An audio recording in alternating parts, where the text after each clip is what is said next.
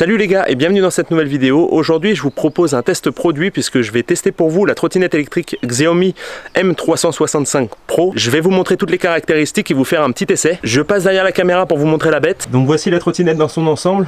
On peut tout de suite remarquer que contrairement à la précédente génération, le grip est beaucoup plus large, beaucoup plus épais, donc là vous pouvez carrément mettre vos deux pieds l'un contre l'autre ou à l'équerre, sachant que la trottinette supporte un poids maximal de 100 kg.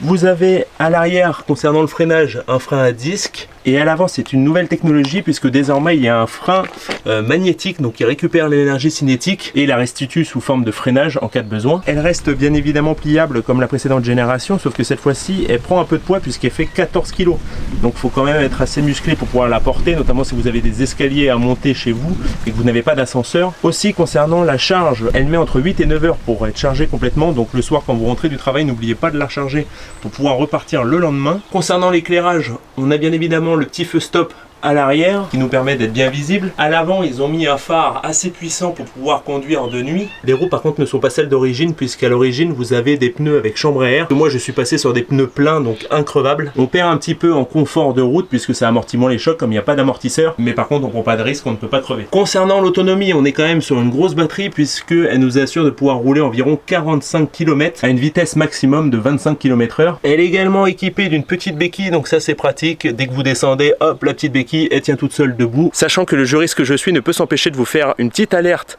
sur la législation en vigueur puisque la trottinette électrique est interdite. Elle est interdite sur les trottoirs au même titre que les monoroues, enfin les monopodes ou les skates électriques puisqu'elle est dotée d'un moteur. Donc à partir du moment où vous avez un moteur, vous êtes interdit de circuler sur le trottoir. Et sur la chaussée c'est la même chose, elle est complètement interdite bien que tolérée. Si un policier ou un gendarme veut vous ennuyer, eh bien il peut totalement. Donc techniquement du point de vue de la législation, puisque c'est un véhicule de loisir et non un moyen de transport, elle est juste bonne à tourner sur terrain privé ou à rester dans votre salon. Pour la plier, rien de plus simple, comme une trottinette normale, vous avez juste à actionner ici le petit verrou, le descendre et le guidon va se rabattre tout seul.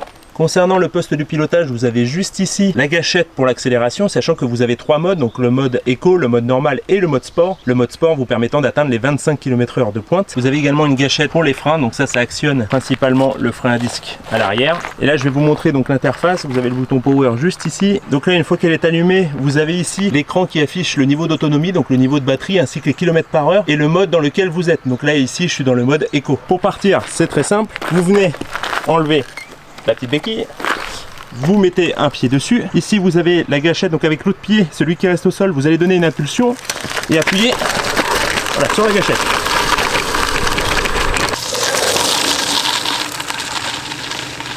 Là j'ai sauté parce que à une main sur mon chemin un petit peu chaotique, c'était compliqué. Mais du coup pour démarrer, vous donnez l'impulsion et vous appuyez sur la gâchette, et pour couper l'accélération, vous rappuyez une fois sur la gâchette et vous pouvez freiner avec votre main gauche.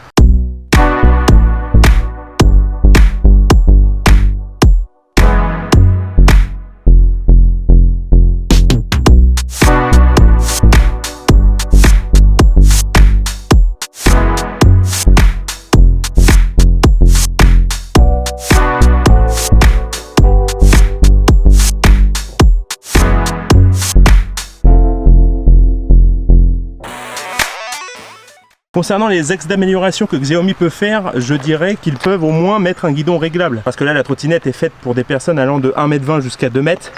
Mais c'est vrai que ça aurait été pratique quand même d'avoir un guidon réglable. Je vais vous montrer également comment la plier. Donc là, hop, vous maintenez le bouton power pour l'éteindre. Elle bip, elle est bien éteinte. Et ici, vous avez la petite gâchette qu'il vous faudra actionner. Et hop, attention à vous parce qu'il n'y a pas de ressort pour la retenir.